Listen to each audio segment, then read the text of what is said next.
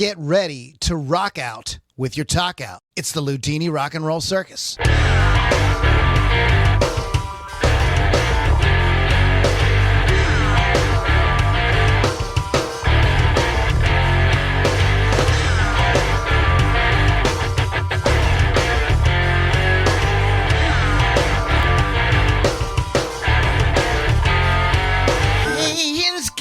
Welcome back to the Loudini Rock and Roll Circus. My name is Loudini, here to help you out with all your Loudini needs to get you properly Loudinized. Oh, I like that. For the week. Yeah. So this will be your Loudinizing. And you're going to like it since Papa Lou. All right, guys, we're going to have a good time tonight. Secondary vocalists, not backup singers. No. Not People are backup also singers. saying, not the lead singer, but they also sang. They would also kick in every once in a while, do something that was real standout, and or maybe they would even sing entire songs. Right. They had, some of these guys had hits. For the band. Very good. So we're going to get into that in a few minutes. I'm here, Loudini, of LoudiniRockandRollCircus.com, RockRageRadio.com. Oh, I see. Yes. Music from the 412.com. I'm picking it up, man. I'm picking it up. So picking up. So I don't know. What you wonder why do we say the word talent and not talent? I don't know. Why don't we say, instead of saying Anthony, why don't we say Anthony? Oh, I don't know. Right? Yeah. It's arbitrary. Why instead of saying arbitrary, why don't we say arbitrary? Arbitrary. Arbitrary. Please welcome to the main stage, Arbitrary. Okay, so that is thank you for listening. Everybody's probably tuned out now. You're like, so anyways, guys, Loudini Rock and Roll Circus, those are all the things you can go to check everything out that we have going on. So let's get into what's been going on here. I do have to say something before, I just don't know where to say this.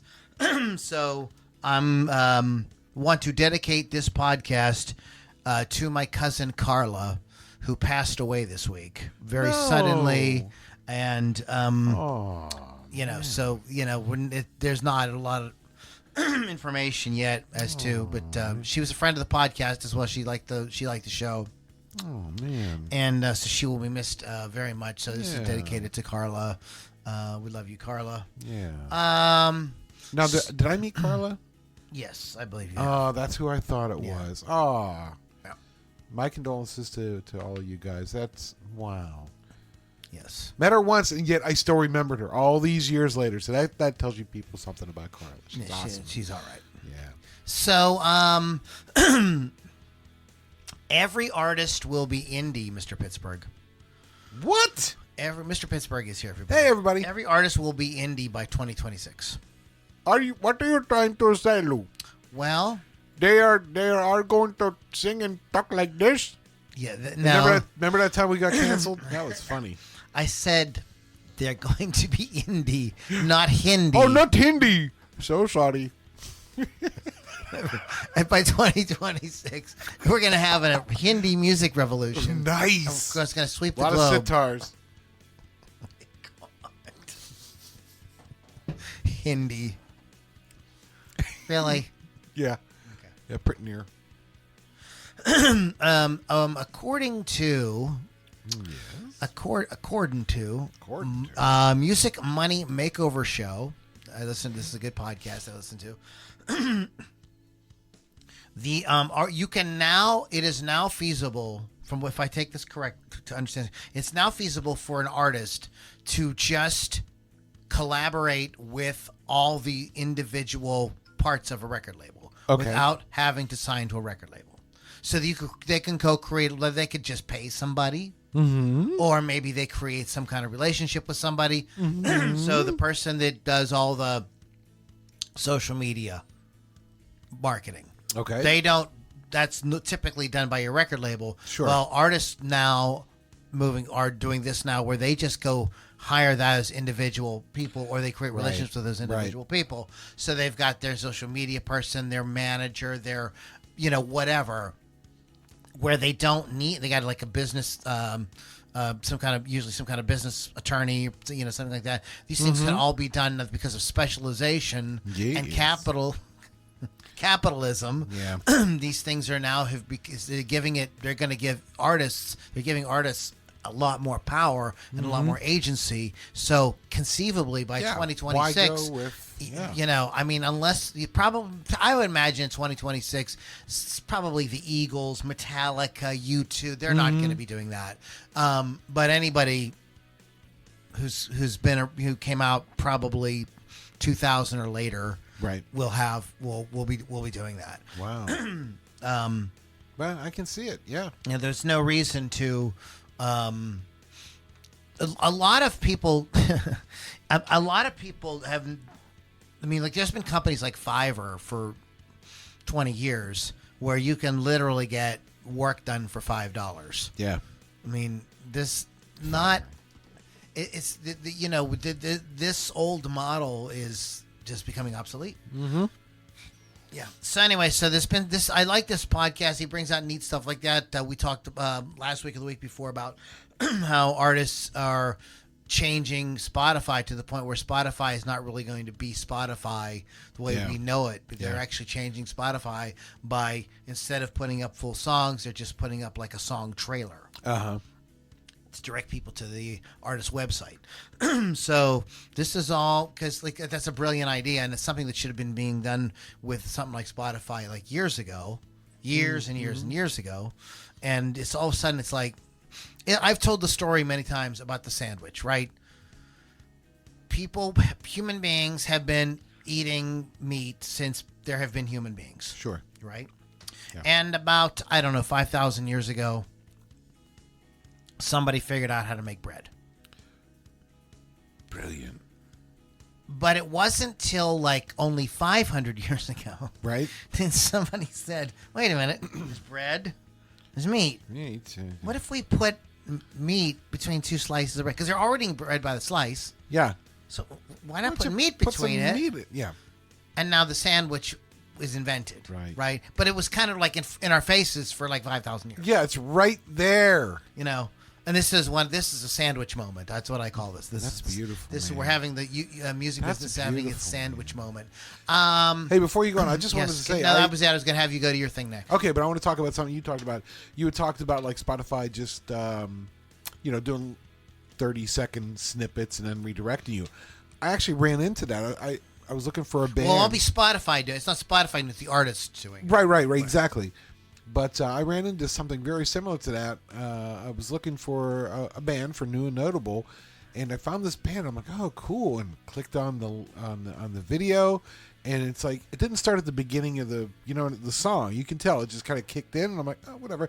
And I was like banging. I'm like, yeah, and then all of a sudden it stopped. And there was like a link at the end of the video where you can get the whole song. And I'm like, son of a bitch. Loudini was talking about that just the other day. Yeah. So that was very It's going to be where the artists are kind of tired of like feeling like big tech, has them by the cojones. And so they're going to change, I think, which should have been doing a long time ago. Yeah. But they're wisening. Is that the word I want? They're smartening up. What else did you? So that was just something I found interesting this week. What about you, Mr. Pittsburgh? What did you Number get? one. Give me a little something. Number one. I have a question for you. What do you call a Chinese billionaire? Cha-ching! Okay, thanks. Wow. Remember that day we got canceled? That was really funny. Well, this won't play well in China, but that's okay. They love me there. Oh, piece of boy, Kevin. Anyway, so I just keep digging that hole deeper. You're like, what was that movie with Mickey Rooney? What? I don't know. Where he plays is it Breakfast at Tiffany's? Oh, in blackface. No, he doesn't do blackface. He does. Oh, he does the yeah. Okay. He does a very Japanese. Mm-hmm. He does like a very stereotypical Japanese. Yes. I'm sorry. I think it's funny. Yes, exactly. So, Luke, another question for you. You've heard of Pearly Gates, right? Number one, Greenie, the Phoenix, right? You've heard of all these objects. Then I got hit in the neck with a hacky sack. Where'd it come from? But yes, they're all like signature series Les Pauls, right? Correct. And they came from very famous Les Pauls that famous artists From famous artists. Yes. Yes, Mr. Pittsburgh. Let me ask you something. Ask me. I'm going to ask you. Have you ever heard of the orphanage burst? Something about it sounds vaguely familiar. Mm-hmm. Like maybe I ran across it somewhere, but other than that, some weird off memory. No, not really. No, Okay. Say no. All right. Well, let me tell you a story here. Back in the homeland, for me, Ireland, Dublin, Ireland, to be exact, there's a young fella named Joe Stratton. And Joe Stratton was a blues player. He played blues guitar. There's a really cool story that in the early 70s, late 60s, a guy was walking down one of the streets of Dublin. It was Cable Street. And on one end of the street was Slattery's, a bar, and then down the other, down the end of the block there was another bar. And one fella told the story back in, like I said, late 60s, early 70s. He walked by Slattery's, and he heard Gary Moore playing a song, right? Cool. And he continued to walk down Capel Street, and as he walked away from Gary and walked down to the other end of the bar, the same song was playing almost in time. He walked down there, and that guy down at the other bar was a fellow by the name of Joe Stratton, playing a 59 Les Paul Burst. Okay, this is a weird story. This is a weird story. So they were basically in Dublin at the same time. Okay. So here's the thing about Joe Stratton. Joe was a left-handed player. He did not have a left-handed burst. He had a right-handed burst. So today the guitar, because he played it extensively, today the guitar has wear marks on the opposite end of the body that you, right? Weird, yeah. Very cool. So a little bit about Joe. Seems really uncomfortable to play though, because all the all your knobs are up there and the stuff. cutaways in the wrong thing. But his band members said that was actually good because we would see his hand go up to change them, and they knew he was going to go into like a lead or something like that. So it kind of worked out in that way. I see what you're doing there, Joe. I see what you're doing. So his first band was Skid Row. No, not that Skid Row. This is a Skid Row from the. Now I know where this is going. Oh, you do? Yes, you do. Now I know where this is going. But continue. Okay. Continue. Yes. The Irish Skid Row. Yep, I know where this is going. Yep. So the next band he was in was Orphanage with a little fella by the name of, you know him, you love him, you can't live without him, Phil Lynott. Phil, of course, was from Thin Lizzy. So Orphanage didn't last too long, and Phil went off to form Thin Lizzy. Joe formed a band called Macbeth. Now, he was looking for a new guitar, a new to him guitar, and back in 1969, a friend of a friend said, "Hey, there's this guitar for sale down at the local music store." So he went down and got it for £250 for 59 burst, right? And over the years, he just continued to play it upside down. You know, get the wear. Oh, yeah, it's very cool. Which way did he string it? Like as a lefty guitar. Okay, so he did string it with the low strings. Yeah, very much like Jimmy, yeah. I wonder if Jimmy was ever an influence. No, because it was, well, maybe, maybe. Somebody told me there is a rare photo somewhere of Jimi Hendrix with a Les Paul. Oh, yeah. I've seen the one with the Flying V. Yeah, but there was one with him with a Les Paul. Oh, that's kind of, yeah. Yeah, I think I've seen it. So anyway, he, as time goes on, these guitars become the holy grail. They become really sought after. They become very expensive, but he didn't care. He just continued to play it, just adding to the wear. And he actually, on what would be the upper side of the guitar, if you're holding it right-handed, he actually broke the binding off. He actually wore the binding down over the years. Yeah, wow. Yeah. So, unfortunately, Joe passed away November 22nd, 2003.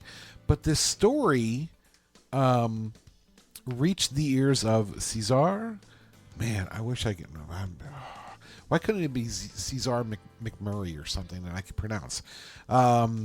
Cesar Guiken? I don't know. Anyway, who he is, he's the Gibson CEO. So he found out about this guitar and reached out to the family, and they're like, we really don't know what to do with it. I mean, it's our dad's guitar. The thing about this guitar, too, is since it was owned since 1969, it didn't go through that period where it was changing hands every couple of weeks or months. So it's been almost a one owner, So it's never hit the collection, thing, which is very, very cool. Interesting, yeah. Yes. Anyway, so Cesar reached out to them, and he's like, they told him the story. They sent him pictures and stuff like that. He's like, I wanna make that guitar playable, not restore it, because obviously your dad wore it down, the family. But I want, to basically take care of it. So they sent it to Cesar. It's now in Nashville. They did refret it. But other than that, it's untouched. They had to fix the nut too, because they turned it back into a right-handed guitar, and he had changed that. Of course. But so that's the cool thing. The family they're actually very happy that their dad's guitar is now back with Gibson. So Gibson's actually kind of curating it right now. But yeah, that's the Orphanage Burst. I was wondering if they were going to do like they did with Jimmy the binding Page. broken off. And yeah, the thing that'd be worn kind of through. cool. That'd be kind of cool. But so I found that on YouTube. The Gibson YouTube page. Yeah, I knew released about. it about I knew about 4 days. Yeah, I knew about Skid Row and Thin Lizzy. Yeah. As soon as I said those, that's in a Thin Lizzy. Yeah, because it kind of clicked to me yeah. when I heard that too. I'm like, oh, okay. Yeah. But yeah, the Orphanage, and it's beautiful. It's got a really nice flame. I mean, granted, it's worn down, but you can tell nice wide flames. For all you guitar nerds out there. Do people care who wrote the song?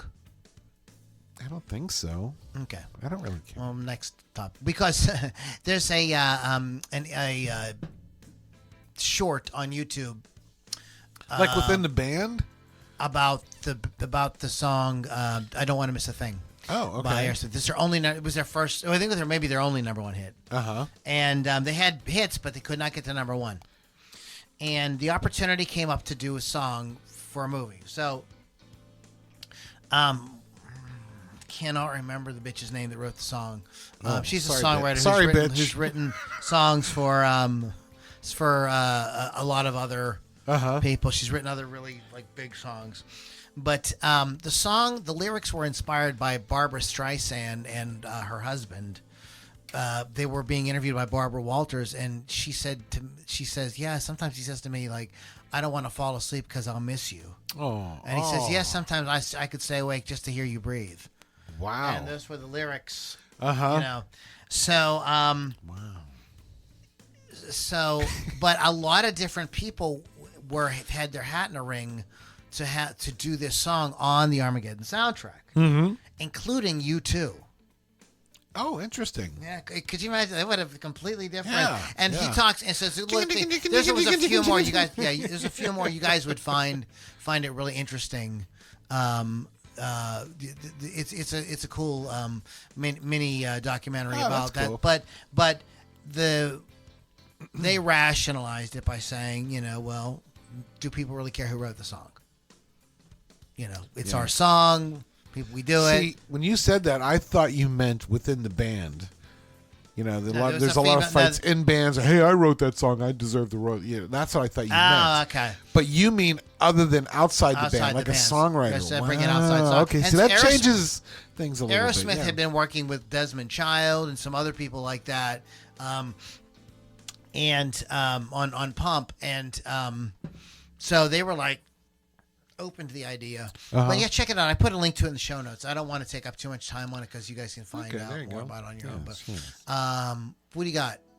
You got something else? So yes, you're. I don't know why this started popping up in my YouTube feed, but that's the wrong thing, Mr. Pittsburgh.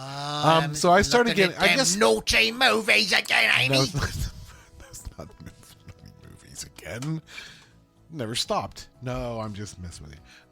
So YouTube has been showing me short horror films. Probably because not horror. Short horror films. Hey, really I'm down here. Let's play a game. What got canceled? What got us canceled tonight? Shorty. Hey, Lou. You know why black guys call their girlfriend Shorty? Well, because I don't know. Yeah, right. Hey, Lou. Continue. What? Do you ever think a midget ever said, "When I was little"? I think they want Man, to be I'm called, on a roll tonight. I think they want to be called elves. Oh, but not angry elves. Call me angry She's elf. an angry elf. Right. So anyway, YouTube has been feeding me these short horror films, and they're actually good. Sometimes the story's not so good. It's a little, But what I mean by good is it's shot really well. Oh, okay. Yeah. The music sounds great. The sound effects are fine. The actors are really good. So I'm just going to name a couple of these YouTube channels. That's the word I was looking for. Alter Renee Rivers Productions. Oh, I'm sorry. It's just Renee Rivers Productions. RENERIVAS Productions. They're really good. I think they were the second one I watched. It was called The Tent. It was kind of interesting. In my shorts. No. The other one is Alter, ALTER, and that was the first one I watched. It was okay,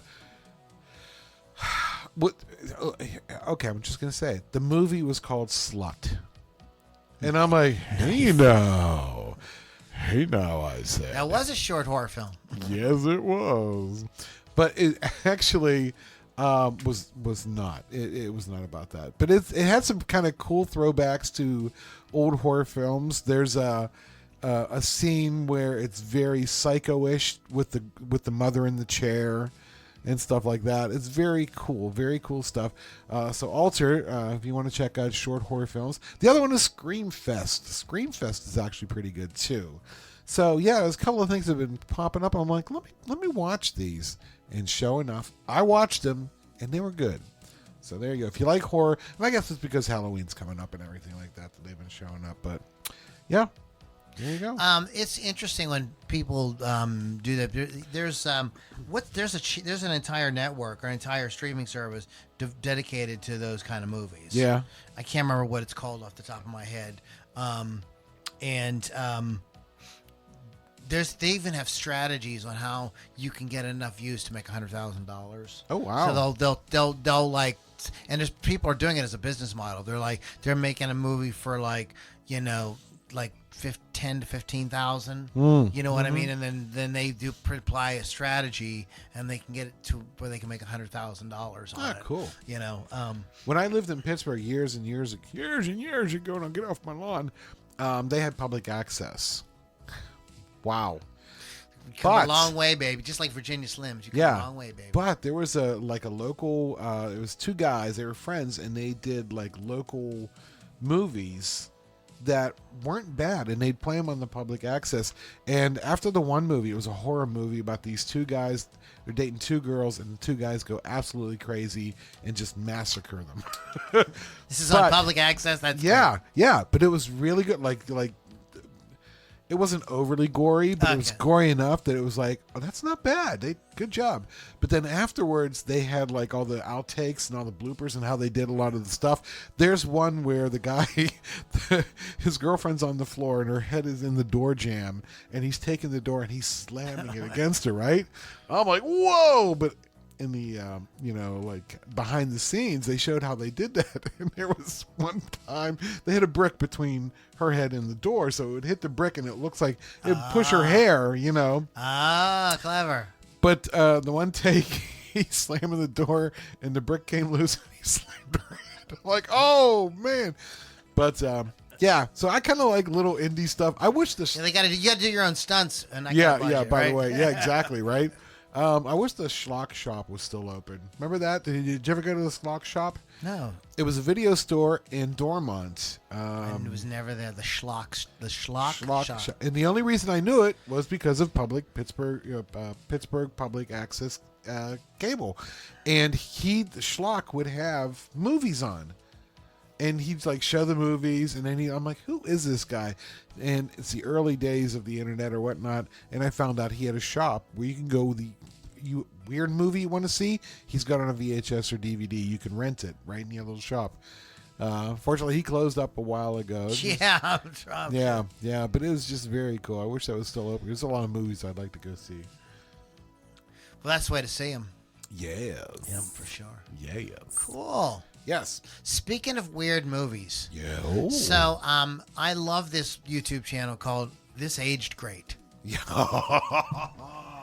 So I really, both of these are so insane. I don't know which one to mention first, but I definitely, these are both movies I have never seen, and now I must see them. We'll go in reverse order. We'll talk about Krippendorf's Tribe. Did you ever see Krippendorf's Tribe? I remember it, but I never Richard saw Dreyfuss. it. Richard Dreyfuss, right. Lily Tomlin, a lot of really good actors at that time. It was from 1998, I believe. And he plays an anthropologist who, his wife has passed away, and he's got these kids in the house is a mess, and, this whole thing. And this movie has full blackface, makes his children dress up in blackface and films it and stuff.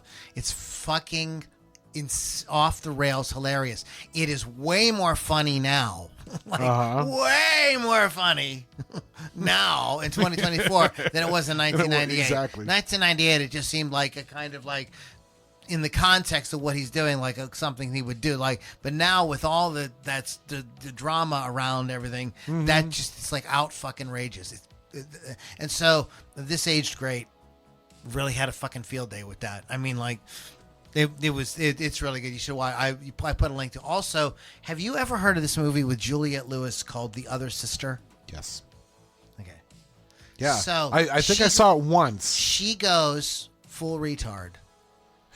She goes fucking full retard in the movie. She's full fucking retard. Yeah. Diane Keaton plays her mother, and the family doesn't want anything to do with her. She's been away at school, and she comes home. Yeah. And it was the first time they've seen her, and but she acts out completely crazy, and she gets a boyfriend, and they have sex, and the parents are completely scandalized, and Tom Skerritt's in it, and but she acts completely. She's full retard. Yeah. She goes fucking full retard in it, dude. And so these guys had a field day with that. I gotta watch that. I'm gonna watch that tonight. It's really good. It's really good.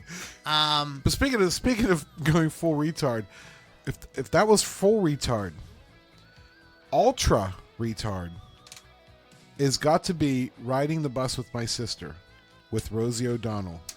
Have you ever seen any clips? Wait a minute. Okay. I'm sorry, Mr. Pittsburgh. I thought you were gonna say Riding the Bus with Your Sister. Oh, no! I never rode the bus with your sister. Oh, maybe once I came to visit you or something. No, your sister. Oh, all right. I'm sorry. That's where I thought you were going with it. Oh, so there's a movie called. I can see where there's a confusion. My sister is, a special needs person. That's why Lou thought he was. Okay, that's fine. That's fine. But no, Riding the Bus with My Sister has Rosie O'Donnell as the mentally challenged woman. Oh my god, dude! I gotta see it. You need to see some clips. I have to see it. She is over the fucking top. What's John Travolta in The Fan? I have not seen that yet. Dude, that's so cringy.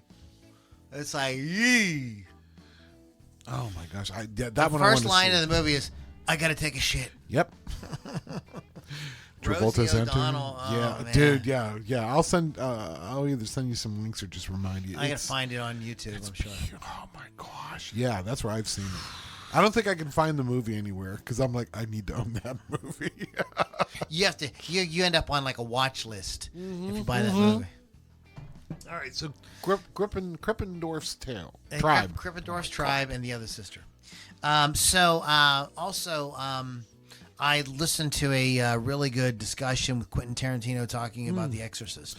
I like his talks on movies. Yeah. James, I'm going to tell you the YouTube channel because I love this YouTube channel. It is called the James Whale Bake Sale.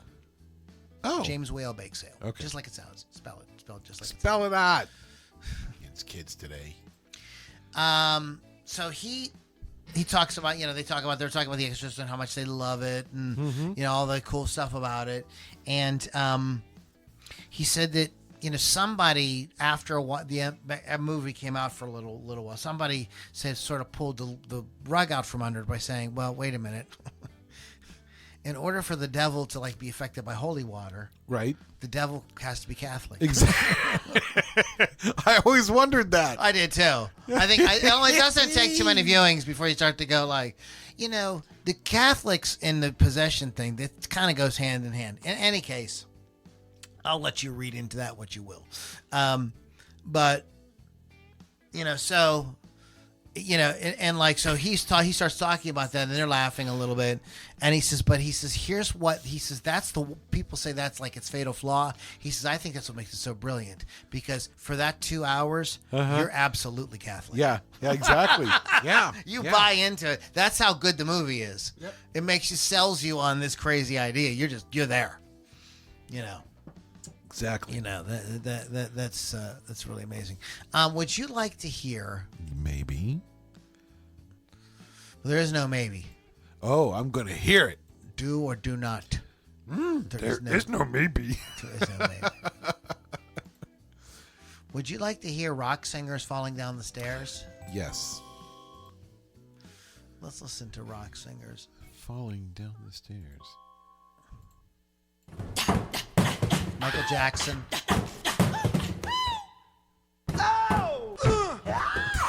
David Lee Rock.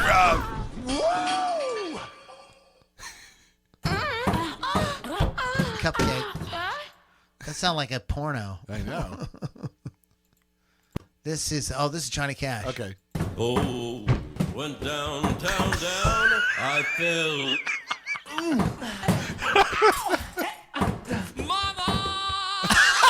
Freddie. That's fucking awesome.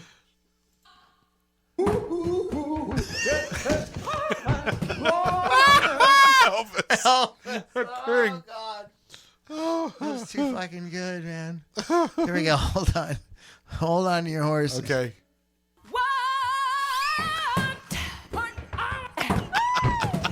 Whitney Houston. Whitney Houston falls down the fucking stairs. Then she died. That's how she died. She fell down the fucking stairs. Oh my God. Elvis fell down the stairs and shit on himself and died. Oh my God. Oh fuck, I've got man. tears. Oh, yeah, Tom Petty. Oh man. That's fine. Yes, wow. Much, man.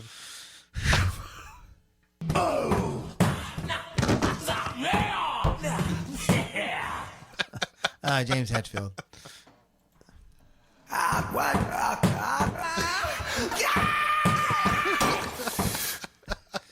Tyler. That's Steven Tyler. Now here they are arranged into like a chorus. Oh, okay. A cacophony, maybe. Yes.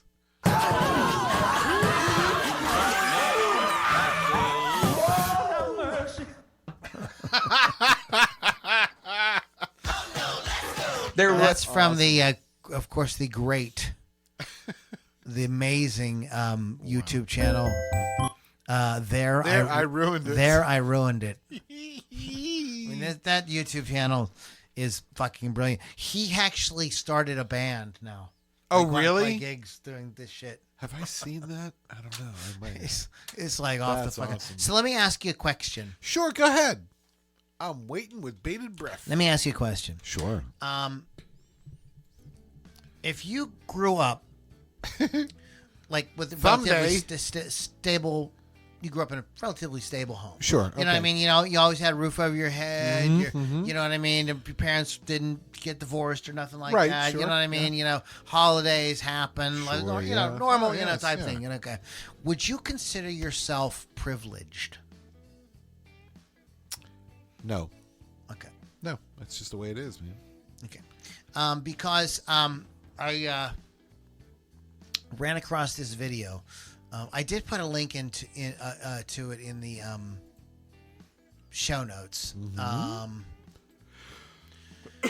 and I was going to be petty. Tom Petty. Ow! Oh, And, I'm like, falling. and like refuse to mention the guy's channel because I think he's got a fucked up perspective. Oh. But it's called the channel's called Guitar Meets Science. And Okay. Nepo babies, when talent becomes overrated. And so when somebody says that somebody's a Nepo baby, Sure. what does that conjure in your mind? What do you think? That they got that job because of their parents. Nepotism. Like their Or dad, somebody they know So or something, you yeah. we could make the argument Yes. that Wolfgang Van Halen is where he is in large part to his father. Yeah, you can make that argument. Sure. I'm not taking anything away from Wolfgang. No, Van Halen. no, no. I mean, he had that advantage. But Yep. Yeah. so this guy proceeds to tell you in this video that anybody that had a stable upbringing Uh-huh. was a Nepo baby. No. Of course not. Well, like everybody. Ludicrous. Yeah. So I'm kind of wondering if this is one of those videos, like a clickbait kind of thing. Uh-huh. I saw a clickbait one today. Like I knew it was clickbait, but I just clicked on it because I was just needed something on in the background while I did something, and it was like they've discovered a star that's older than the universe. So I'm like, What? yeah, exactly, exactly. Hey, baby. That's crazy. So I had to put it on, and I knew that it was bullshit the whole time, Uh-huh. and like I was like still aggravated. Because I was like, well, is there gonna be some kind of there's no twist to it. They just fucked up, and Lovely. it's not a, Lovely. it's like nothing. Yeah. It's like a big, So kind of a clickbait thing. So I just kind of wonder if a lot of videos do have clickbait titles, and if I refuse to click on anything that has a clickbait title, then I probably watch half of what I watch on YouTube. It just seems to be. I know somebody that helps people build their YouTube channels, Uh-huh. and they do kind of encourage you to kind of come up with those something types of that'll- because they says even though they're clickbait and they kind of cringy, it just gets people to click. Yep. So in any case, I just don't think that just because somebody came from like John Mayer came from a stable home, like a middle class home. He's privileged. You know what I mean? So he's really like it's not nepotism. No. Steve Vai's parents like encouraged him to go take guitar lessons off of Joe Satriani. Mm-hmm. That's not nepotism.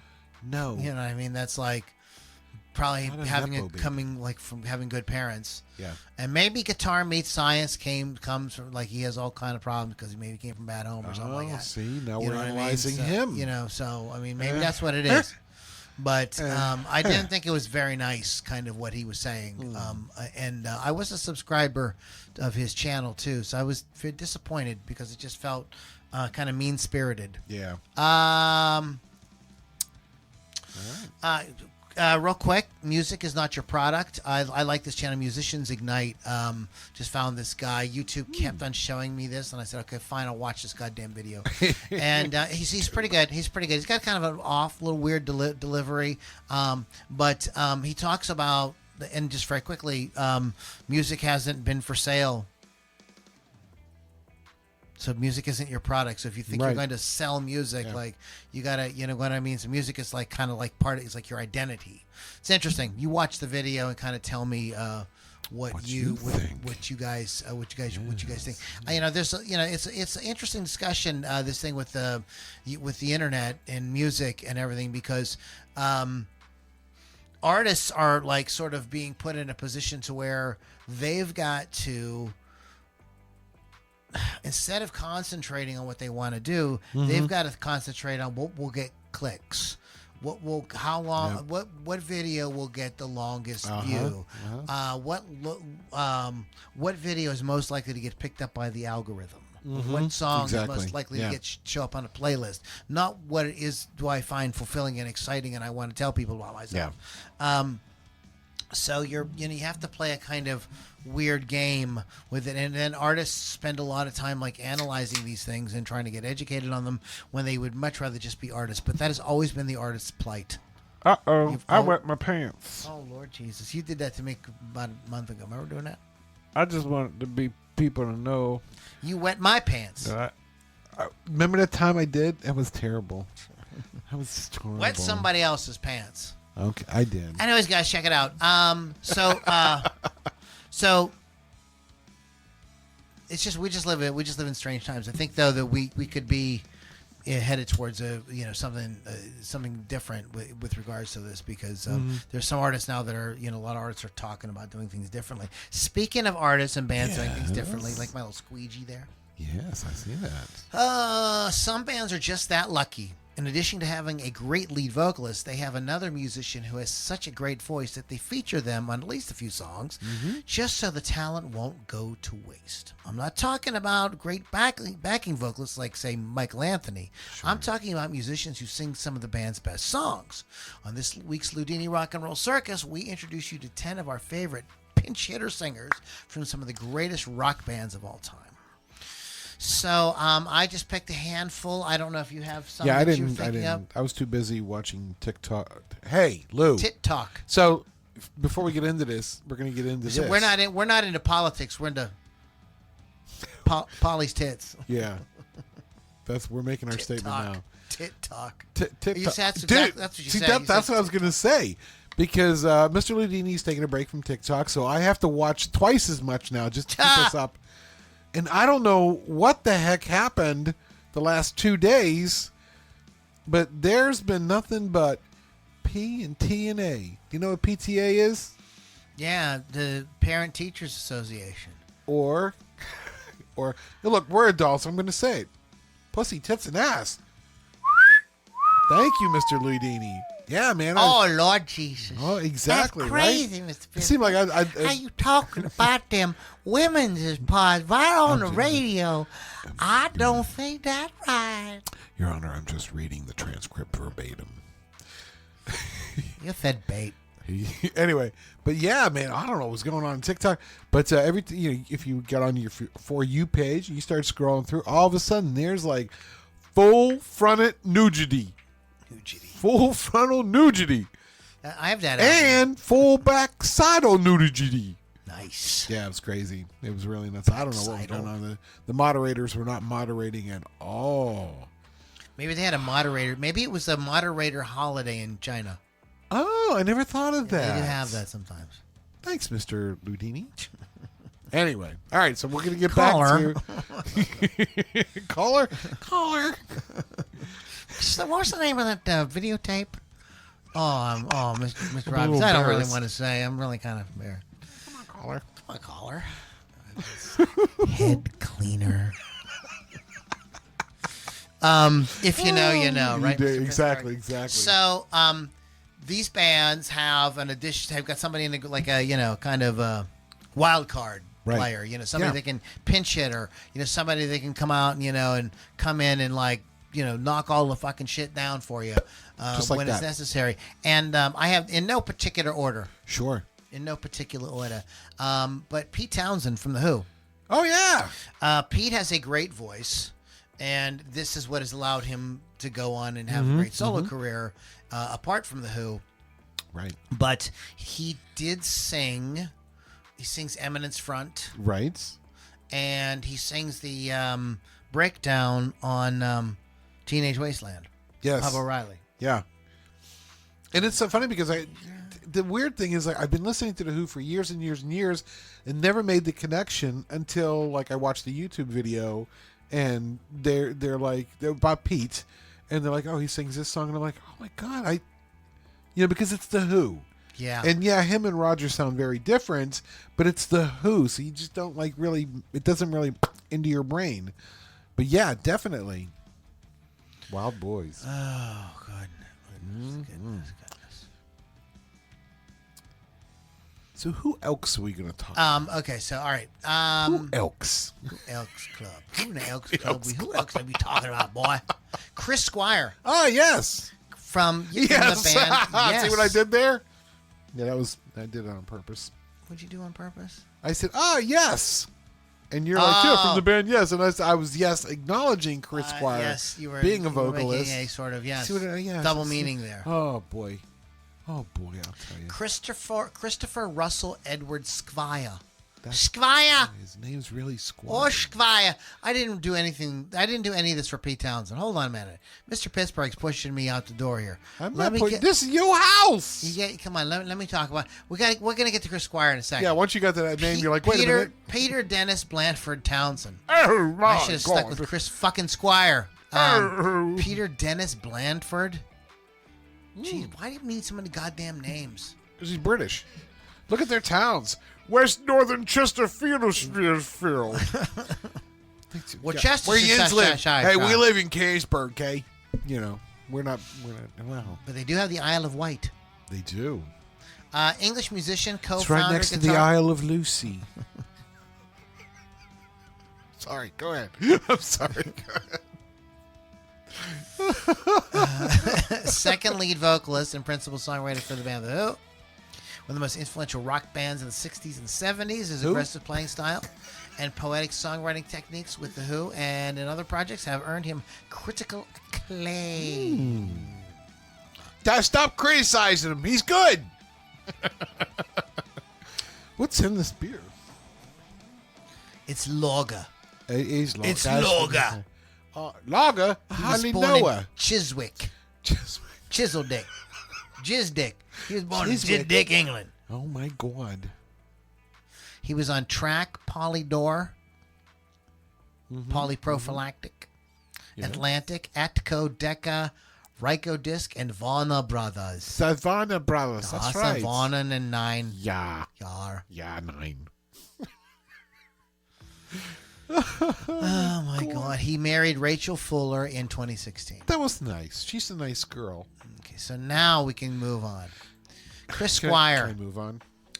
I believe he sang Love Will Find a Way from the 90125 album. Oh, okay. That's not what it's called. 90210. No. Not 90210. 90125. Yeah. 90210 is the television show. Right.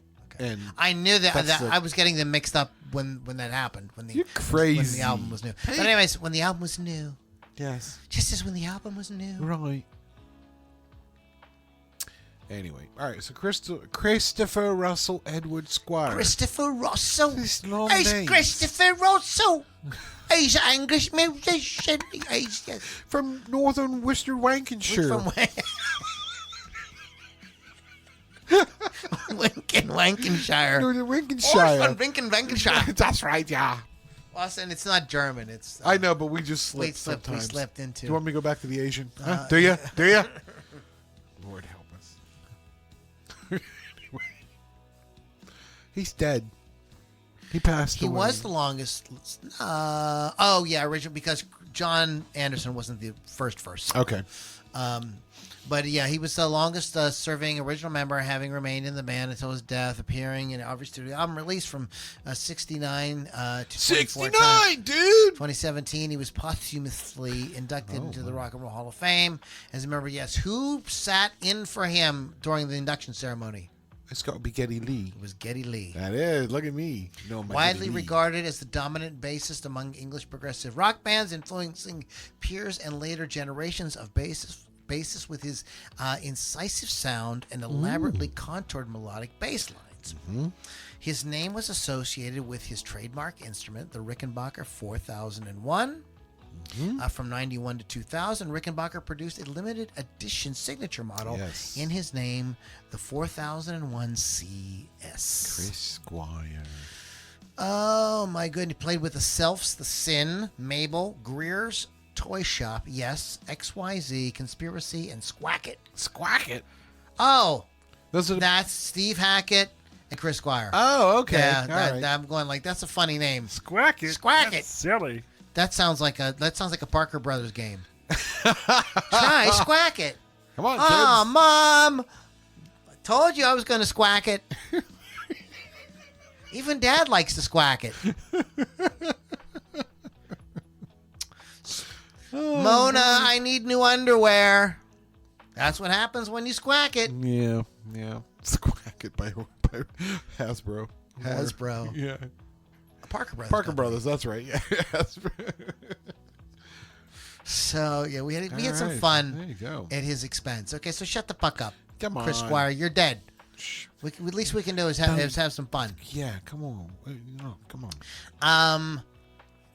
This is probably the only drummer on my. Oh. This is the only drummer on my list. Okay. No, it is not Don Henley. It is Kelly Dean Henley. Kagi, American drummer and vocalist, best known for his work with the hard rock band Night Ranger. Yes. Kagi sang lead vocals in several of the hits, such as Sister Christian, Sing Me Away, and Sentimental Street. Well, ain't that some shit now? Yes, a lot of All people right, do, then. But Jack Blades is the face of the band. Right. But Sometimes Jack needs a break during the show, so Mr. Kagi steps in. Well, he sits in because he's a drummer. the only other band he's listed as played with is The Mob. Oh, maybe no. It says formerly of the Mob. Maybe he was with the family up in New Jersey. A one-off project consisting of Doug Pinnick, Reb Beach, Kip Winger, Kelly Kagi, and Timothy Drury. The band released one self-titled album in 2005 on Frontiers Perhaps Records. I'm mistaken.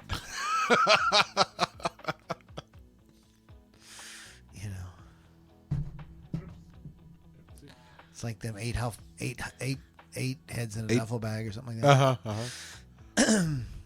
that. So Kagi started out his career as a drummer, but over the years gained experience in many aspects of the music business. The day after Kelly graduated high school, he packed his bags, left home to pursue being a full-time drummer. After years of playing the club circuit, he became the touring drummer for the San Francisco band Rubicon, along with fellow members Jack Blades and Brad Gillis, and he formed the band Night Ranger 1979. So, yes, Kelly Kagi, the man. Interesting. There you go.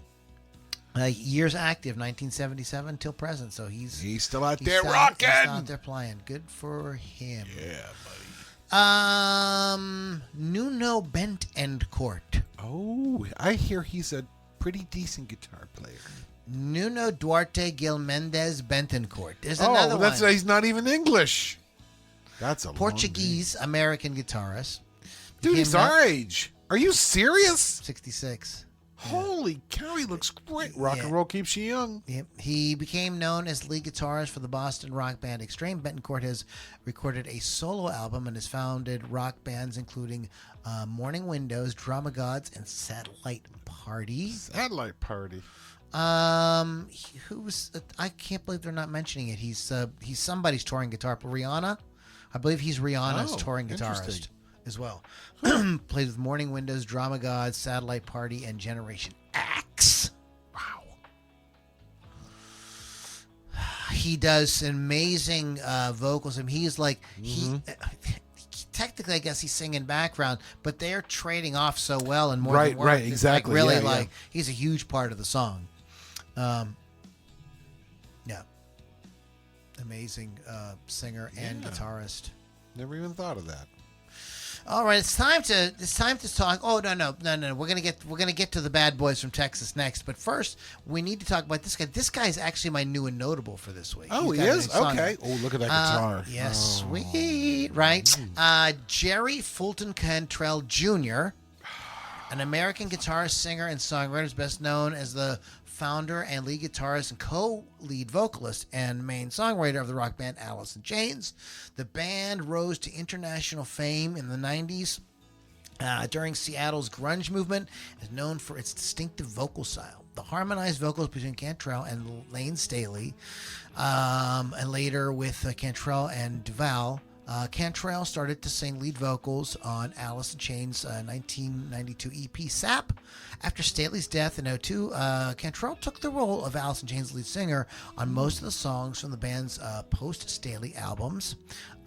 Black Gives Way to Blue, The Devil Put Dinosaurs Here, and Rainier Fog, with Duval harmonizing with him on the new songs, singing Staley's vocal lines in the old songs. Cool. He released some albums, solo albums. Boggy Depot in 1998. I remember that album. He had a song. Got a song on the radio off of that. Okay. Degradation Trips Volume 1 and 2. His solo album Brighton was released in 2021. Also collaborated and performed with Heart, Ozzy Osbourne, Metallica, Pantera, Circus of Power, Metal Church, Government Mule, Damage Plan, Pearl Jam, The Cult, Stone Temple Pilots, Danzig, Glenn Hughes, Duff McKagan, and the Deftones. Wow. He was named Riff Lord by British hard rock and metal magazine Metal Hammer in 2006. Guitar World magazine ranked Cantrell as the 38th of the 100 greatest heavy metal guitarists of all time in 2004. And the accolades go on and on and on and on. Did the soundtrack, The Cable Guy, John Wick Chapter 2. He's Deadwood the movie. So he has, he's widely very talented songwriter, composer, guitarist, and plays heavy rock. Yeah, he's got to be pretty cool. He's got to be pretty good. So now, as promised, we are going to skip on over, and we're going to take it all the way from Seattle. We're going to go to Texas. Mm-hmm. You must be around exactly Texas town. Yeah. Joe Michael, a.k.a. Dusty Hill, Joe Michael Hill, was an American musician who was the bassist of the rock band ZZ Top for more than 50 years. He also sang backing and lead vocals and played keyboards. He was born in Dallas. As a child, he began performing music with his brother Rocky Hill. In 1968, he and the drummer Frank Beard, joined by the guitarist Billy Gibbons and ZZ Top, they went on to release albums including the best-selling Eliminator. In 1983, Hill favored simple compositions and a big distorted sound. Critics described his bass lines as a critical part of ZZ Top's sound, complementing Gibbons' guitar showmanship. He was inducted into the Rock and Roll Hall of Fame as a member of ZZ Top in 2004. He died in 2021 after a period of declining health. In line with his wishes, he was succeeded by the band's longtime guitar tech, Elwood Francis. Most notable songs, he sang Tush. That was their, that was the song he sang. He's a great voice. Yeah. Just really killer voice. And then there's one, I believe it's on Eliminator or Afterburner, called, I think it's on Afterburner. It's called Can't Stop Rockin'. It's got that voice is just like amazing. Amazing singer. Which, kind of always made me wonder, I remember talking about this with friends, like, so we're saying like, Dusty should sing more songs. Yeah, he's a great singer. He's got a great voice. Yeah, really killer. But Billy Gibbons took most of the lead vocals. Okay, Steve Lukather. Oh, Mr. Lukather. He's known for Stephen Lee Lukather.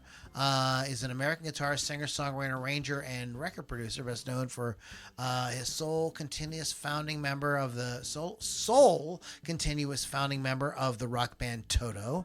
His reputation as a skilled guitarist led to a steady flow of session work beginning in the 1970s that has since established him as a prolific session musician, recording guitar tracks for more than 1,500 albums spanning a broad array of artists and genres. He's also contributed to albums and hit singles as a songwriter, arranger, and producer. Notably, Lukather played guitar on Boz Scaggs' albums Down, To, Then Left, Middleman. He's played on Thriller. Yeah. Just tons and tons of record. Vocally, he did sing hit songs for Toto. He sang "I'll Be Over You." Okay. He sang some ballads. Yeah. He's the guy that sang some of the ballads. David Paich and Bobby Kimmel are both really good singers, but Luke sang. I believe he sings way more now on the Toto tours. Mm-hmm. That he's doing a lot of the lead vocals now because he should. He's got a great voice. He's the only guy in the band that's a original. Yeah, it's an actual Toto. It's kind of like Steve Lukather's Toto. Uh-huh. Patrick Simmons. Yes. Of the Brothers the Doobie Brothers. Yes. American musician, best known as a founding member of the rock band the Doobie Brothers. Mm-hmm. He was inducted into the Rock and Roll Hall of Fame. Born in Aberdeen, Washington. Yes, He's sir. been the only consistent member of the band throughout their tenure. Wow. He is on. You can really hear him very. He sang lead on South City Midnight as well as Dependent on You. Oh, yeah. Echoes of Love, Wheels of yeah. Fortune, and Blackwater. So he is out there as a lead a lead vocalist as well. This is another one of those bands where they had great backing vocals too. Uh-huh. You know, the harmonies were really nice. It was a big part of what they did.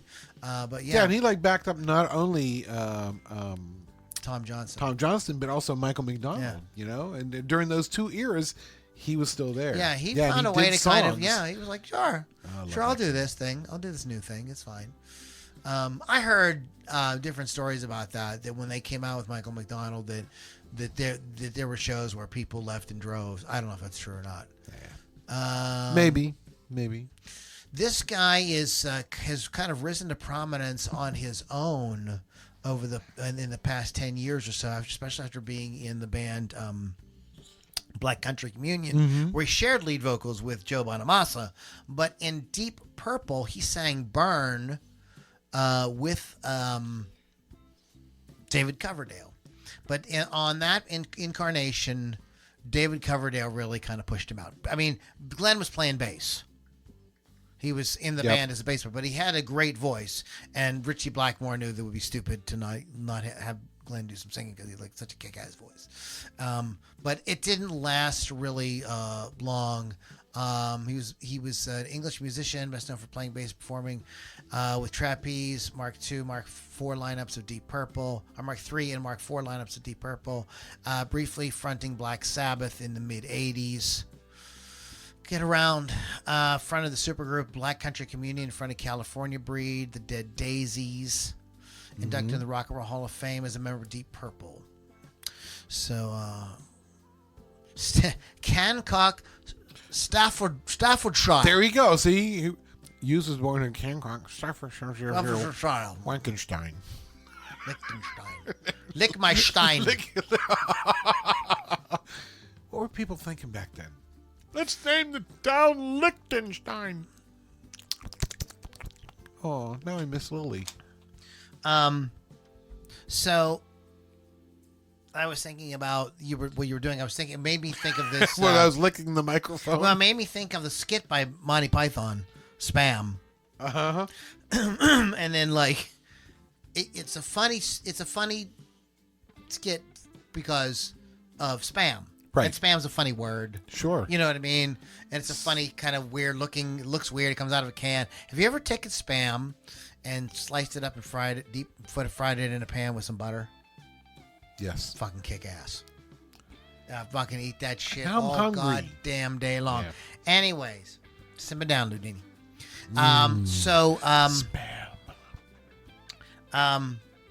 But in the skit, you know, everything comes with spam. Somebody goes into this diner, everything comes with spam. And it, like everybody in the restaurant gets so excited about spam. After all, it's like singing spammity spam, they jump on this, sing all with spam. You know, but I think that somebody brought this to my attention this week, and I thought this was I never thought of that skit that way. I just thought it was hilarious because it was spam, blah blah blah. Yeah. But it's kind of a metaphor for everybody kind of going along with the most bland, boring thing. You know what I mean? And because everybody there, and there's only one person going, I don't like spam, and they all treat her like she's Right. a weirdo. Like, you know, what? You know what I mean? But they're all about this, all about that spam, and I think that it's I'm a all kind about of that like spam, a too. lot about that spam. I think that it is a kind of allegorical. I think it's like kind of deep, and I think that they did that a lot. You know, did you ever see the skit they had about the joke that was so funny? Like they were going to use, the military was going to use it.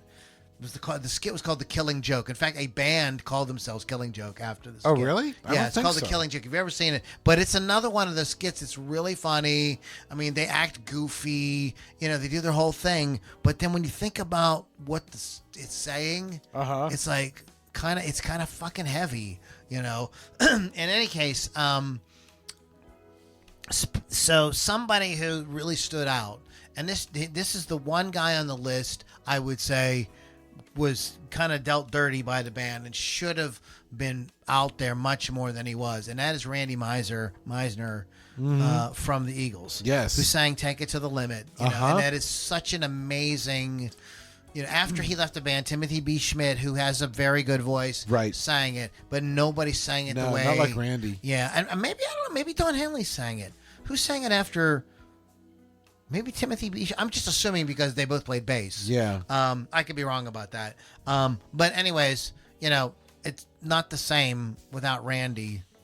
No. Randy Meisner. So Randy Meisner, let's talk very quickly about old Randy. Okay. We're feeling a little Randy. Okay then, Pee Wee. Another guy, Randall Herman Meisner. Musician, singer, American musician, singer, songwriter, and founding member of the Eagles. Throughout his professional music career, Meisner's main role was that of bassist and backing high harmony vocalist as a group member and session musician. He co-wrote and provided lead vocals on the Eagles hit song "Take It to the Limit." He's from Nebraska. He was Eagles Poco as well. So he did that as well. Oh, okay. Yeah. Rick Nielsen and the Stone Canyon Band, The Poor. Meisner, Swan, and Rich. Black Tie, Driving Dynamics, and World Class Rockers. Here's them World Class Rockers. Asylum, Epic, Revola Records, and York Records. Los Angeles, California resident, pretty much his entire life. Los Angeles. Originally from Scottsbluff, Nebraska. Yes. So that kind of rounds out my list. Rounds out. Somebody pointed out today, Ben Orr, Right. who actually sang some of the Car's biggest songs, but Rick Ocasek is kind of thought As the lead vocals, yeah. But I think you could put Ben Orr on Sure. this list as well. Christine McVie from the Mac. Sure. I think that you could make an argument for Christine McVie. Sure. She did not get the same love that. I was gonna give her some love. I was like, I thought she was hotter than Stevie. Than Stevie and I like that. I like that Norman. Stevie and Lindsay, Yeah. they got really pushed forward. It's really interesting because Mick Fleetwood only wanted to hire Lindsay, Right. and Stevie was supporting them. She was cleaning houses, Right. So Lindsay could work on being a musician and write songs, and He did right by her.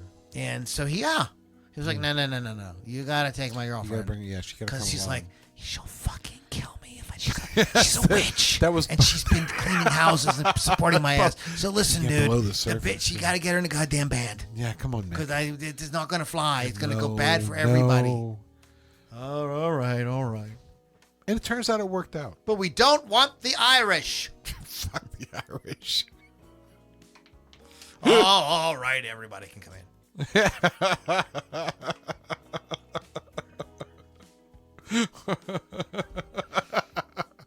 I wanted to see if they censored it on Facebook, and they little asterisk when I said fuck. I'm gonna watch it again. So, just real quick before we do our new and notable, rockrageradio.com. Yes. Go check that out. It's amazing. Musicfrom412.com. Go check that out. Yes. rockandrollcircus.com. Now, this is a kind of interesting thing that happened this week. And it involves a musician, and it also involves politics. So, but I just think this is Politics? I like Polly's tits. It involves Polly's tits. Thank you very much. Because speaking of tits, it involves Miss Show Your Tits at the Super Bowl herself, Janet Jackson. Hee. So she was somebody was interviewing her, and they said, "Well, so how do you feel about the first black woman about to become president?" And she said, "Wait a minute." She says she didn't say anything at first. She says, "I heard that she was Indian and Irish." And God forbid. And so the guy who's interviewing her was like, so the magazine was some uber progressive. They were like, the guy wrote editorialized all over the place. Like, obviously Janet has been, lulled into a thing with something like, brainwashed, whatever. Yeah. So they left it at that. The next day, Janet's publicist releases this statement saying, Janet is very sorry. She, of course, is not calling into question Vice President Harris's heritage as a black person. She just misspoke. She was, she's working at this residency and she's had a little bit of a cold and blah, blah, blah, blah. Oh, that's it. She's on a cold medicine. And so, so please, she apologizes for any confusion this may have caused. Problem solved, right? You'd think. Except for there's a postscript. Oh, boy. Postscript. Here we go. Janet fired that guy immediately. Wow. that sends a message. It sends a fucking message. Fucking Message, man. Wowzy. Yeah, don't well, see, the Jacksons, they ain't playing. The Jacksons, they are an old music business family. They hate the Irish. They hate the Irish. They hate them. They are an old music business family. Right. And I know that they all believe that their brother got a dirty deal. I know that they all believe that. They all, every single one of them believes that he was mistreated by the media. Poor Tito. So, Wasn't Tito? What? And it's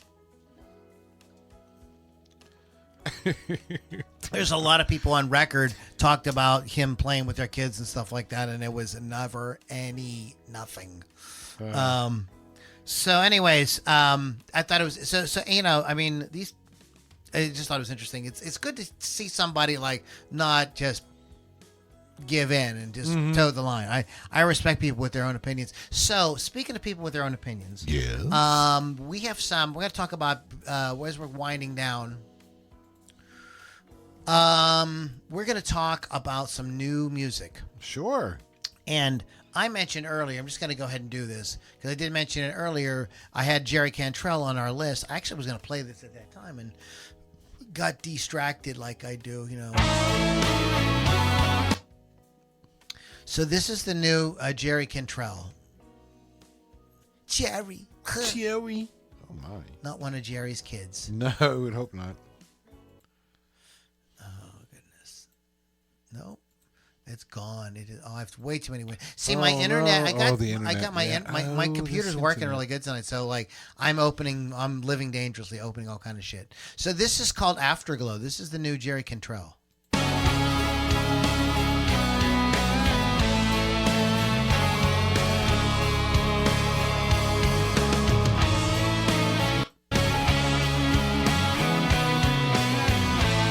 I clicked from 10 seconds to a minute 39 seconds, and literally is playing the same guitar lick. Wow. Let's go a little farther ahead here.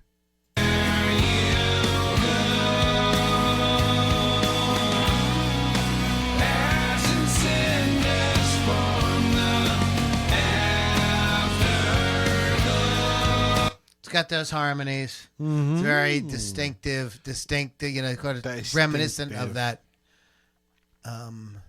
thing that he does vocally.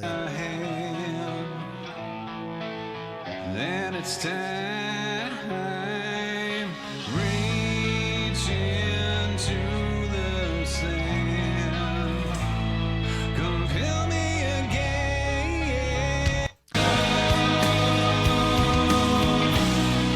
As in cinders like the afterglow. I could Afterglow. I could hear this on the radio in about 1995. Yeah. With Filter and Tool, and it really kind of takes you back to that sound. Yes. It's pretty. I pity kid. That's pretty cool. I pity kid. Pretty cool. I pity kid. Yeah. It's so nice. Everything is so nice. You think?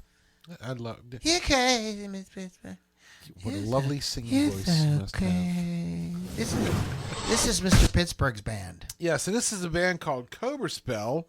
Not Cobra Kai. Not Cobra Kai. Cobra Spell. They're from the Netherlands.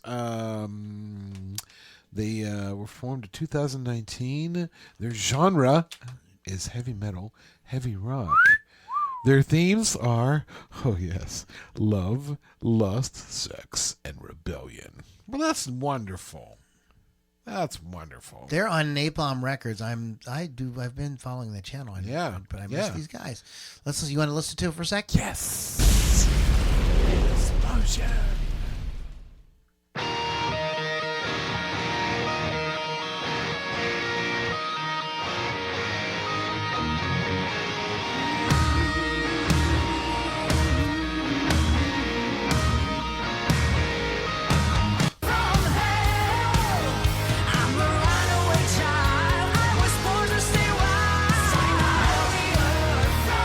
Okay. Yeah. So go ahead and describe what this is a female band. Have you noticed a trend with me? I love the women's rockers. Yeah, female band, very metal looking. When I mean metal looking for a woman, not that. Leather, a lot of leather, a lot of black, a lot of big hair. So that's what we're looking at here from Gospel Spell, Warrior from Hell. Yes, I kind of like it. It sounds like something you might hear in the 80s, right? You think? Let's listen to a little bit more. Making loud, loud love to the devil. I will scream his name, for I'm a rock and roll rain down for you. Warrior from hell. I have the endless desire to make the fire of desire so much higher from hell. I hear a lot of Dawkins in that, you know what I mean? Here's some Spinal Tap. Yes, some Spinal Tap too. But it's cool. It's really Yeah, good. I like it. Looks like this might be the guitar solo. Oh.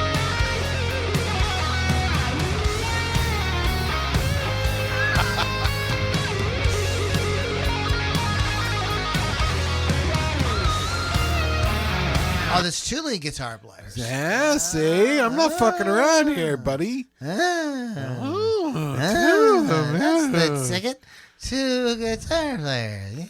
Yeah.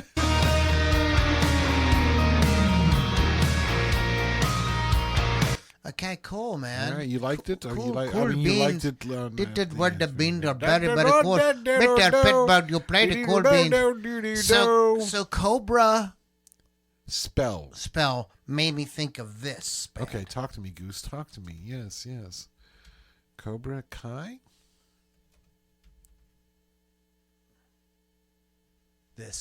You know the song? Let's find out.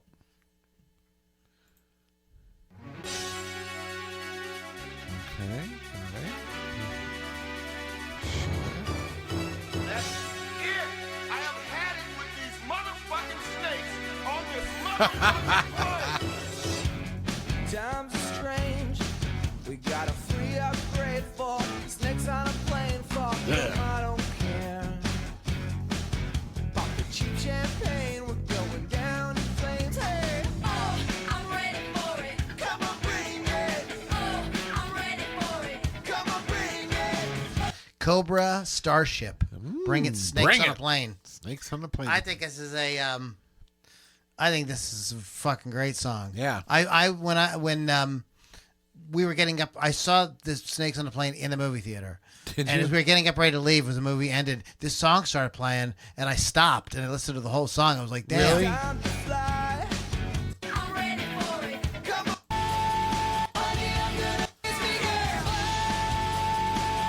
Honey, I'm gonna make it out alive. So kiss me goodbye.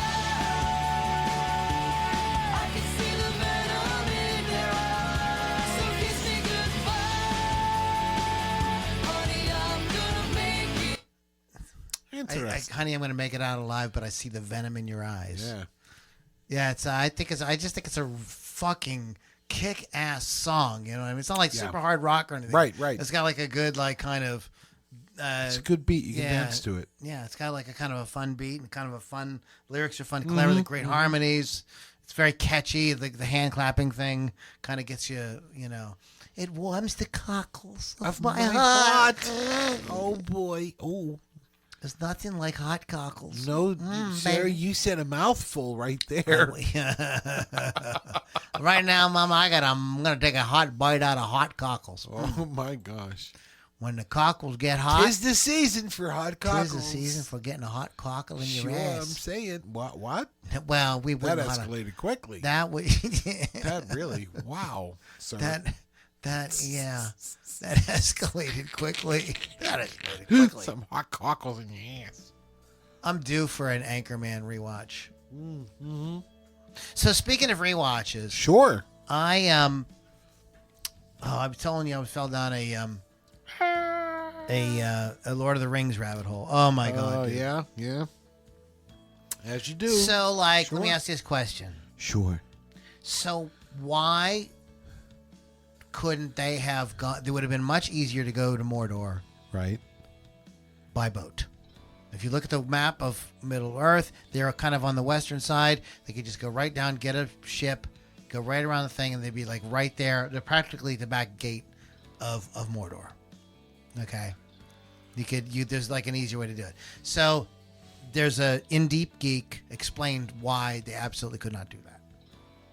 Oh? So like I said, this is the kind of shit that's like keeps me up at night, thinking, like, why couldn't they just taken the Eagles to Middle Earth? Yeah. You I've know heard what I that mean? argument. Okay, Yes, but they yes. couldn't because the Eagles don't. You're presuming stuff about the Eagles that you don't know. You're looking at a They movie. don't take it to the limit, those Eagles. Those Eagles don't take it to the limit. Stuff like, so why didn't in the very beginning of the film when they do the prologue, Right. and Isildur has the ring and Elrond's like throw it into the thing, and why doesn't Elrond like grab it off of him or throw him into the Right. throw him and just they could stop the whole thing right there, so they so there's people like exploring all these different things. There's an entire section of the book apparently that they're thinking about making into. It's so long it has never been made into a movie. It did not make it into the Lord of the Rings, that they're thinking about making a movie out of it. Wow. It's called The Hunt for Gollum, and there is a large portion of the book. It takes place every couple of years where Gandalf and Aragorn, at this time his name's Strider. Okay. They're- Yeah.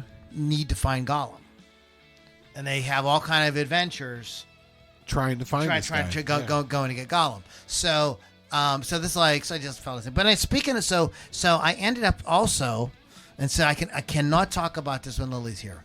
So like I have to get this So off. let him go. I watched. I've been watching a YouTube channel that's doing like retrospectives on all the Star Trek movies. Okay. And so I watched the first, the one on the Star Trek: The Motion Picture, The Wrath of Khan, and then the Search for Spock. So I ended up rewatching The Wrath of Khan, because I have it on Blu-ray and it's so good. And so then I'm like, I got to rewatch Search for Spock. So I rewatched. You know that both John Larroquette and Christopher Lloyd are in that. They're both Klingons. I knew Christopher Lloyd. Did not know John Larroquette's the surviving Klingon. He's the last one. Really? He's the one that's left on the thing when the Enterprise crew ends up taking it over on the Klingon bird of prey. Did not know that. Right, and neither one of them were known actors. Larroquette had just gotten hired to be on Night Court. He'd Okay. just gotten that gig, Okay. and Did he do Stripes around that time?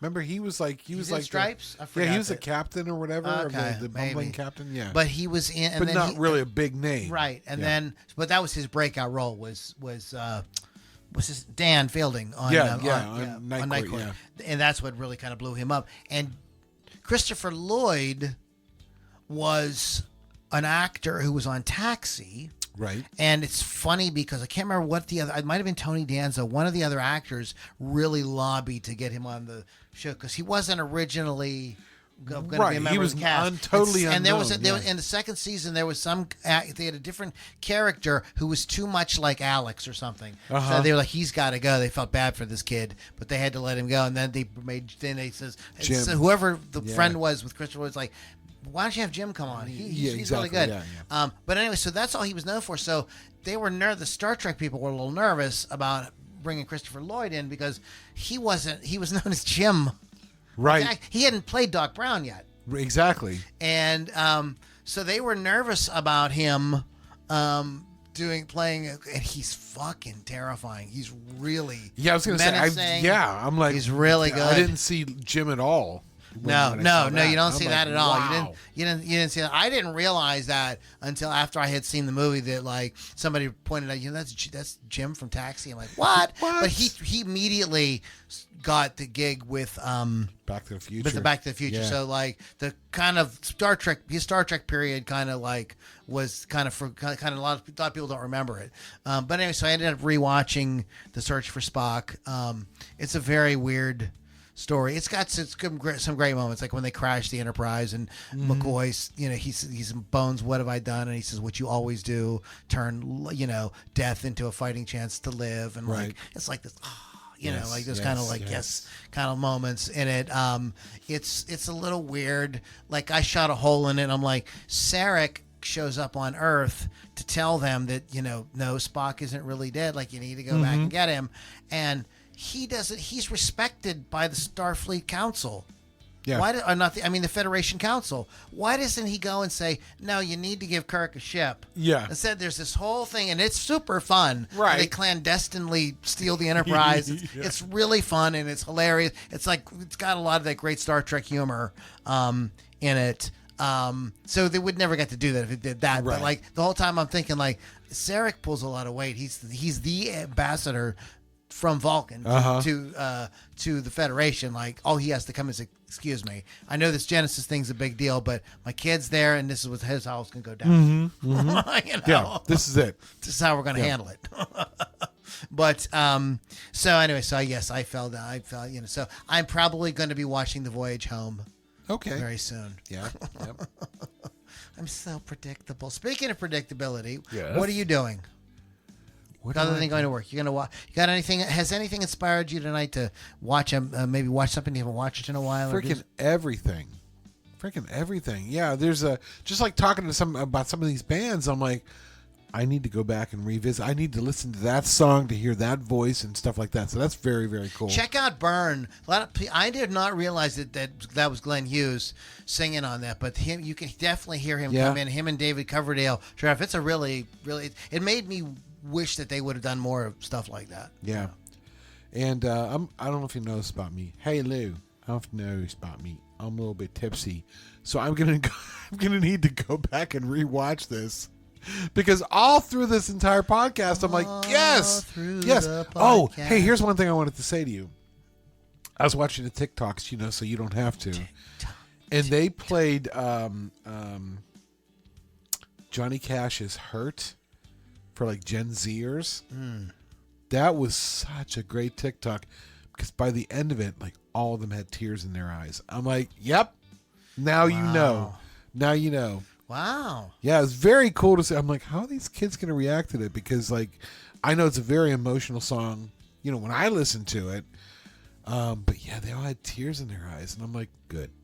Maybe there's hope. I wished I've tried to not like his version of that because I really love the Trent Reznor. Yeah, of course, version, yes. But I can't. It is the superior version of it. What, who, Trent's or Johnny? No, Johnny Cash. Oh, definitely. Yeah, it's a superior version. It's a great song. Dude, like because you have what all Trent those- was doing with it was he was doing his sound, but like somehow it just Johnny Cash did it. Because like there's he- all that. I think the words resonated with Johnny. Yeah. And that came out in his singing of it. Yeah. Hey, all yins out there. It's like at the very end of his life, and yeah, everything, exactly, right. Very poignant. And when he sings like what everybody I've loved is gone. I think June had passed away at that point. No, she was still around. She lived.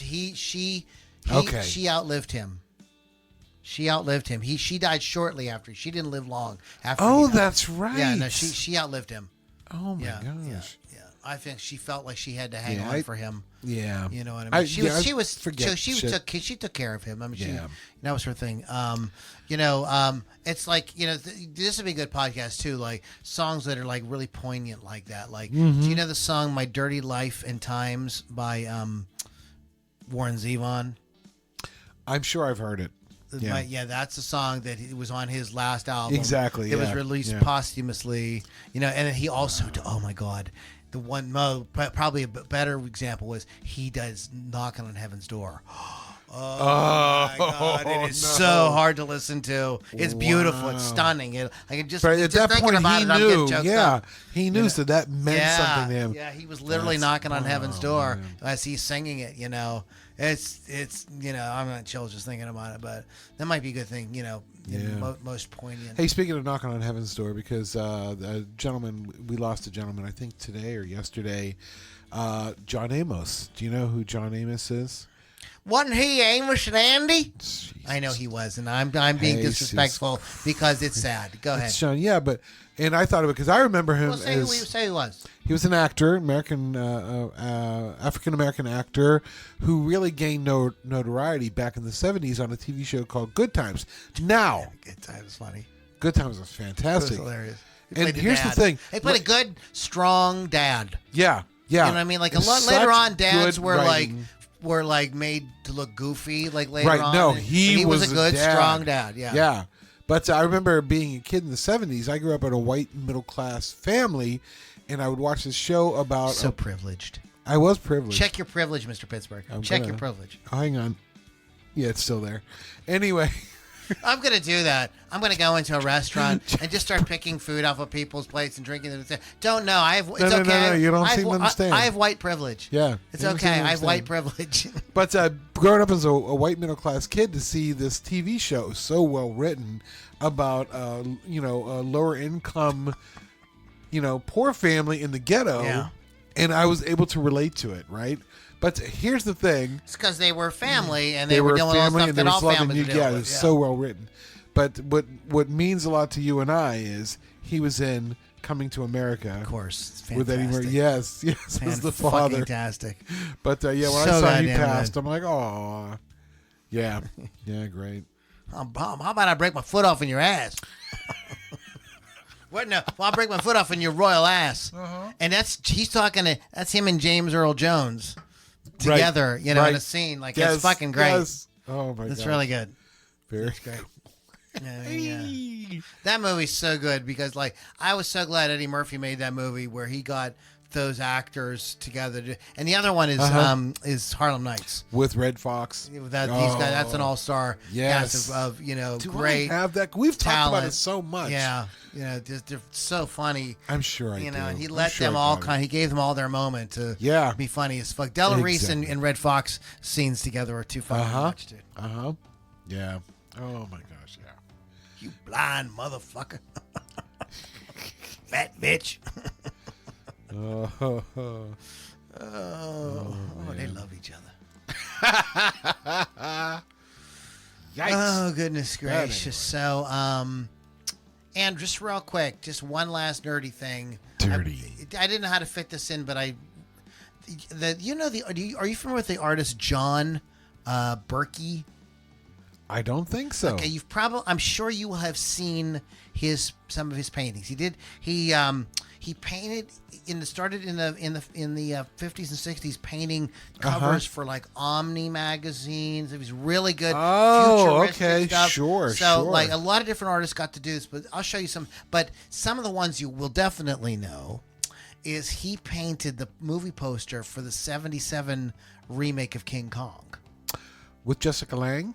Yeah, but Jessica Lange's on the poster. It's him standing right, but it's on the World Trade Center. Yeah. And that's very famous. That's iconic. I think I had that as a T-shirt. Man. And he also painted Yes.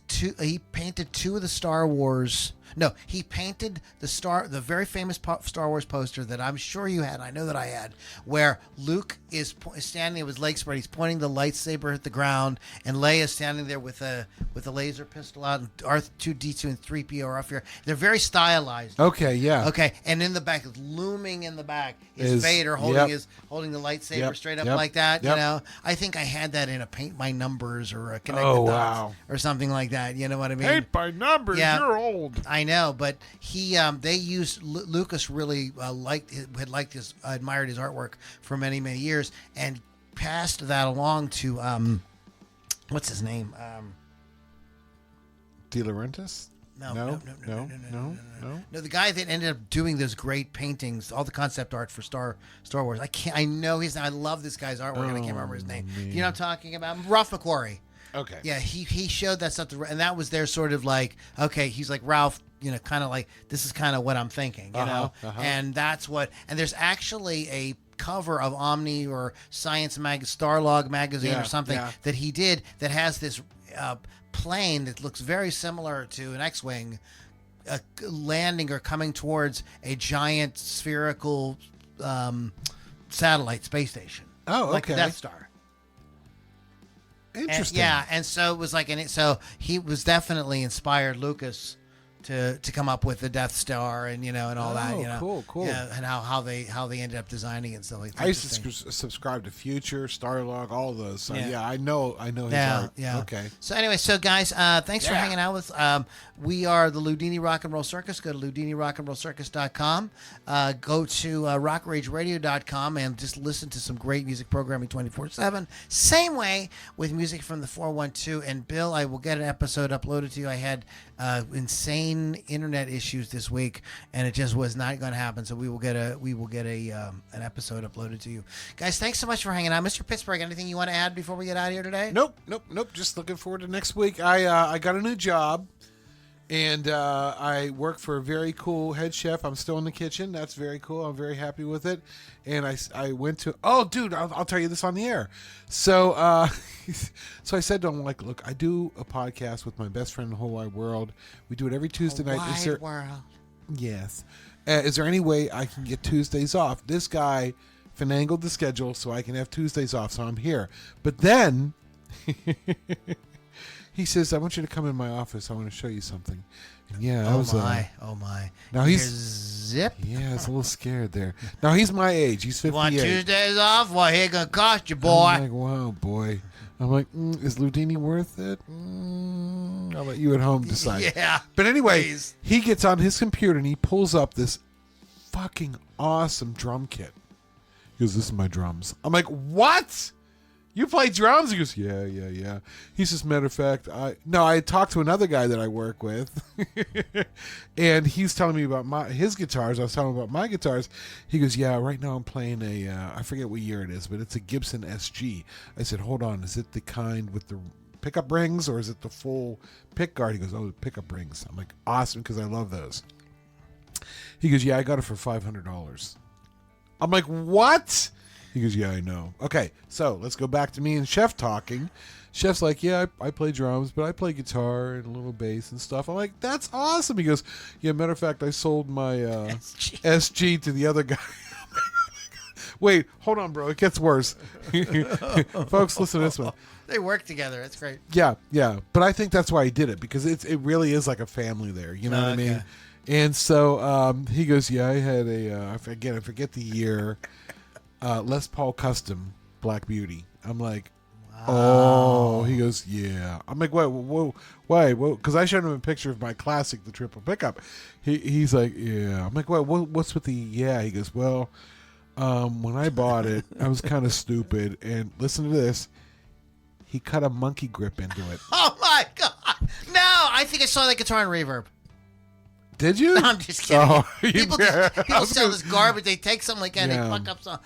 Oh, no, dude. He goes, look, I know. I'm depressed now. Yeah, he goes, look, I know now. And I like screamed at him.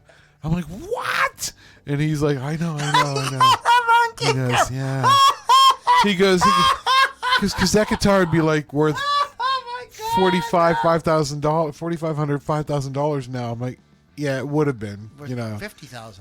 But he ended up, I don't know if he gave it to the guy with the SG or not, but he owns it or did own it. I'm like a monkey grip. So I'm working with some really cool people. I'm telling you, Mr. Pittsburgh, yes, if you get a chance to buy the monkey grip Les Paul, you gotta get it. I know I do. Dude, fuck, I gotta figure out something. I'll talk to the guy that supposedly that's has fucking it. sick. I gotta see it. I'm gonna ask Chef tomorrow. I'm like, well, just to did get it a at least picture of it. look decent? Yeah, well, give me maybe if you did a send nice me a job, picture. You know what I mean? If you did a nice job, but if it's like some of the crap you did when you were a teenager. Yeah, I never even got into that Explorer. Oh, that E2 that I totally fucked up. And thank You God totaled somebody. I did, You but totaled that guitar. thankfully somebody redid it. They renovated that guitar. Thank God. That's fucked up, dude. Anyway. Fucking monkey grip. All right, guys. May you keep a From one grip. monkey grip Better to keep another. a grip on your monkey this week, Yes, everybody. sir. All right, guys. Thank you so much for hanging out. We'll catch everybody on the next Loudini Rock and Roll Circus. See ya.